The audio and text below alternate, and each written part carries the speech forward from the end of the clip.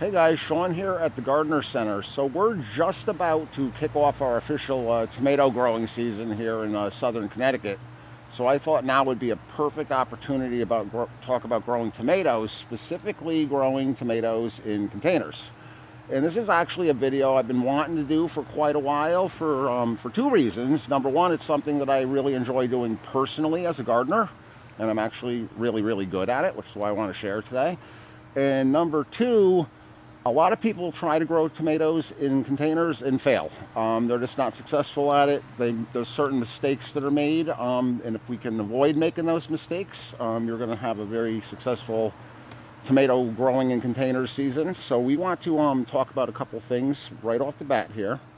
Growing tomatoes in containers, a lot of people who don't even consider themselves vegetable gardeners at all plant a tomato in a container every year. It's kind of like a summer ritual. It's just something that you do.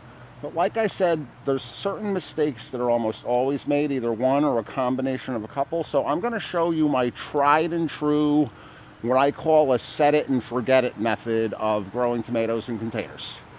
And what's going to happen is you're going to do all the work up front at the beginning, and then for the rest of the season, all you're going to do is water as needed and enjoy delicious tomatoes. That's the way this is going to work.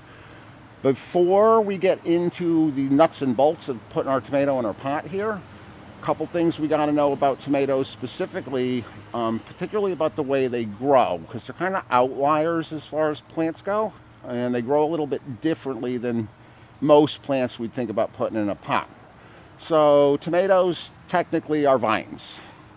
However, they're not what I would consider a good kind of vine. So if you think about things like clematis or honeysuckle or peas, you know, the vines that'll grow up a trellis or climb on a chain link fence sort of thing. Tomatoes don't do that. How nice would it be if they did? I mean, somebody should really get to work on that, honestly, because that would make that would really change the world of tomatoes. But tomatoes are lazy vines. They're rambling vines. They in nature, they would either ramble along the ground, or ideally what they would do would be rambling up and over sturdy or woody plants. That's how they grow. If you grow climbing roses at home, they're kind of very similar to that. They're just very tall things that if you don't give them a physical way and help them to go upright, they're going to want to sprawl around. So they need support. So and there's two different types of tomatoes. You know, when you buy a tomato plant, whether you buy a tomato plant or if you're starting tomatoes from seeds, you're going to have a lot of information on your tag.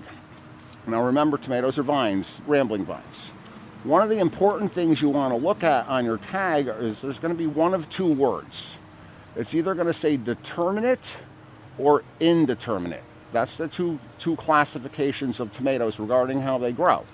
So determinate tomatoes are going to grow to a predetermined height and stop.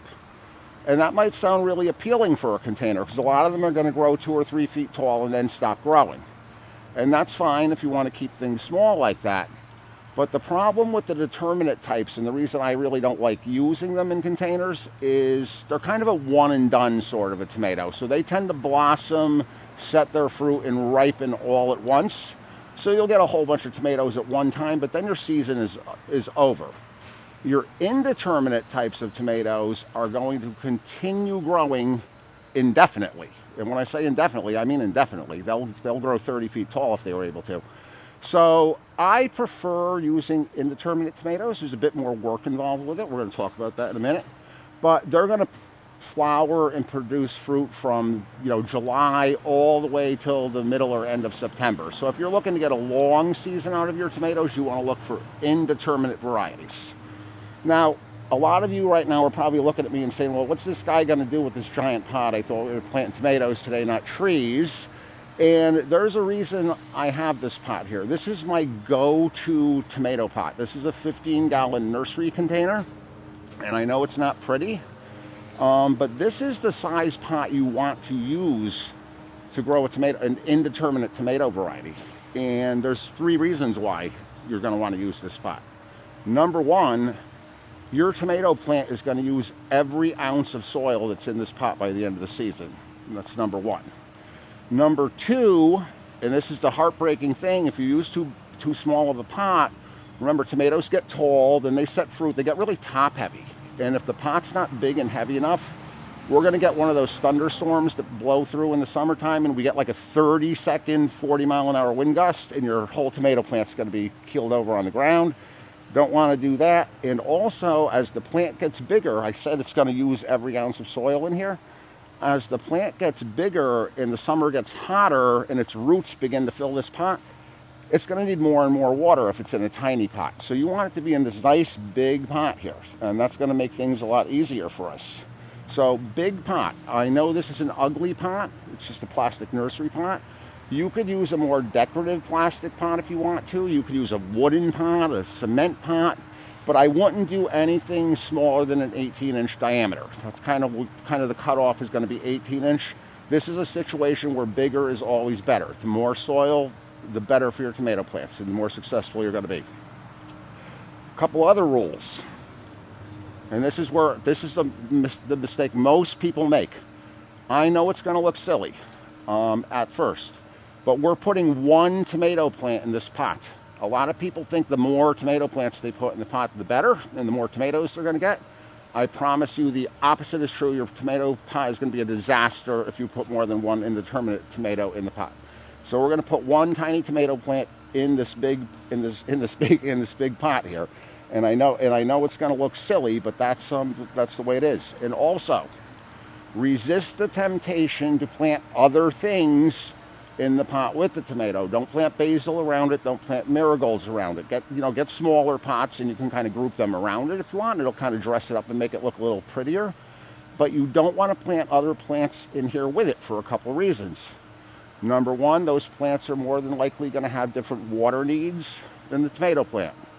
Number two, they're going to get obliterated eventually by the tomato plant anyways. Because the tomato plant's going to occupy the entire space in here, and they will also steal nutrients and water from the tomato along the way. So tomato plant by itself in the pot, all your other guys can go in little pots around. So now that we understand how the tomato is going to grow, and we understand the first rules, big pot, one tomato per plant, I'm going to take us through the steps. And I'm calling them steps, but let's pretend they're rules. Let's not skip any of these steps or modify them in any way. If you stick with this, I promise you're going to be successful with tomatoes this very first year you try this. And then you're going to get hooked. And next year, you're probably going to have 3 or 4 pots with tomatoes in it, I promise. So the very first thing I did here is I filled up this pot halfway with our bumper crop potting soil here already. And I have a bag of tomato tone here. This is a Spoma organic tomato tone. And this is my go-to fertilizer for tomatoes. And despite its name, it is not a unitasker. This is not just for tomatoes. The thing I really like, well, there's a lot of things I like about this product. Number one, obviously, it's organic. Number two, it's not just a fertilizer. There's living microorganisms in this bag. So when you use this product, you're going to be introducing living soil biology to your pot. I'll tell you in a minute how that's going to work. And number three, if you've ever grown tomatoes before, you may have had issues with a phenomenon called blossom end rot. And blossom end rot is when you have this big, beautiful tomato, and then you look at the bottom and it has this big brown sunken lesion on the bottom. That's blossom end rot. It's very heartbreaking, and it has to do with calcium. It's related to calcium and the plant's ability to access and use calcium. So tomato tone has a lot of calcium in it. It's 8%.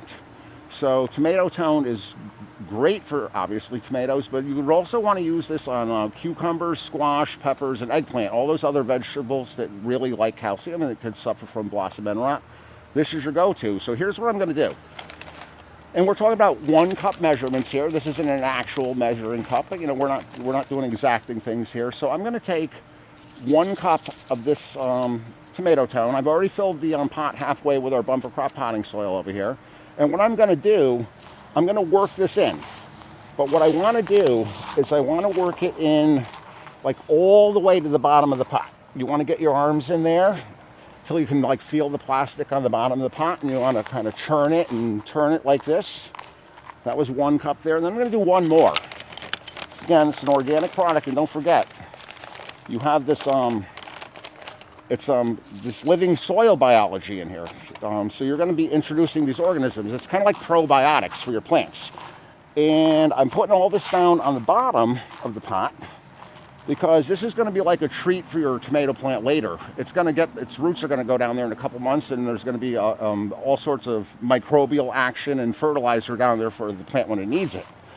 So we work that in nice and thoroughly like that. And then I'm going to finish filling the pot with the bumper crop potting soil here, like so.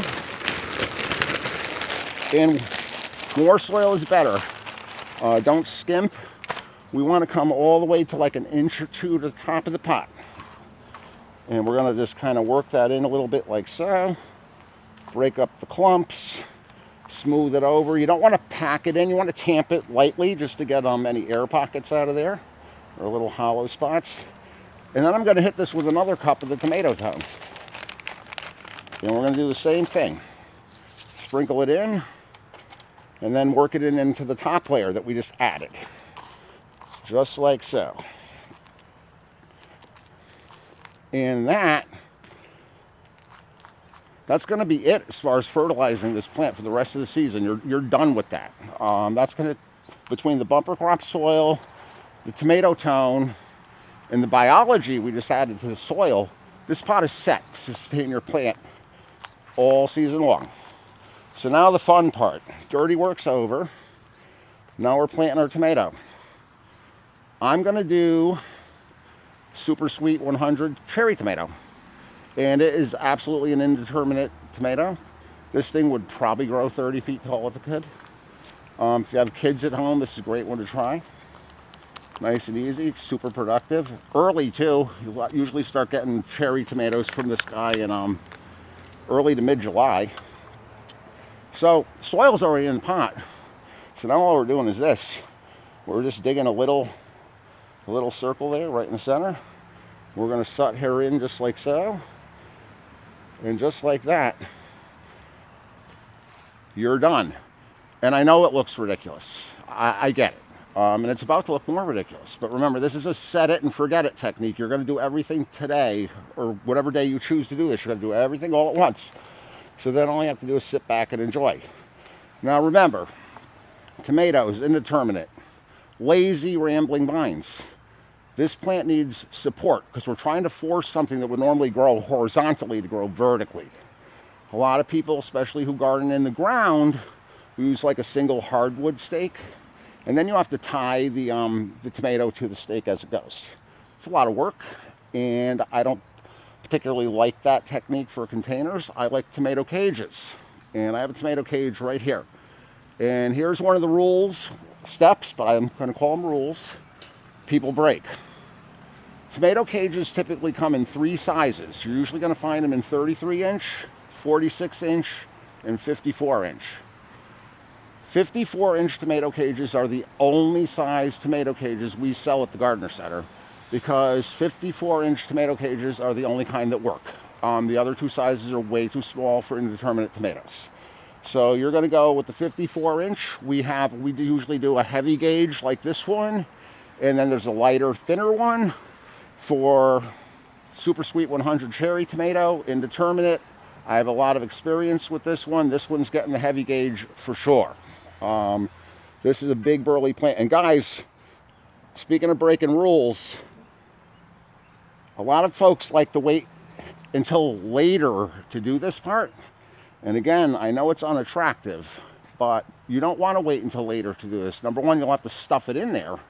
And number two, because this is a lazy vine, a lazy rambling vine, you really want it to have access to this support right away, because it's actually going to make the plant sturdier as it's younger and as it's growing. Because about 2 weeks from now, this foliage is already going to be out here. So you want it to have this from day one. So we got the tomato cage in here. And again, that's why we want a big pot, because we want the tomato cage legs to go all the way down to the bottom. So that's that. But you're not done with the tomato cage, because this tomato is going to get big. It's going to make big trusses of cherry tomatoes. It's going to get heavy. It's going to grow up to the top of this and then start to spill over.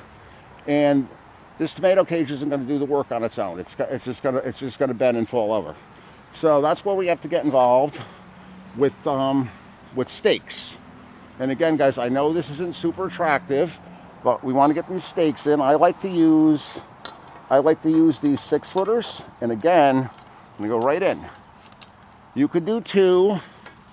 I like to play it safe and do 3 because I don't want the tomato plant blowing over during thunderstorms during the summertime. That's a very sad thing to see. So we're gonna get 3 stakes in. See if I can do this. Number 3, just like so.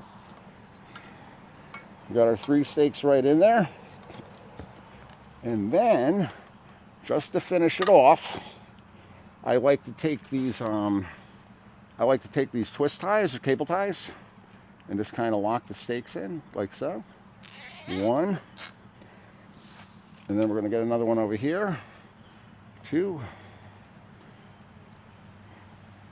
You could use twine if you want to, or twist ties. I really like these though because they last the whole season and they really do hold it in place. So I got our 3 cable ties just like that, nice and tight. Trim them off here just to neaten it up a little bit. And that is that.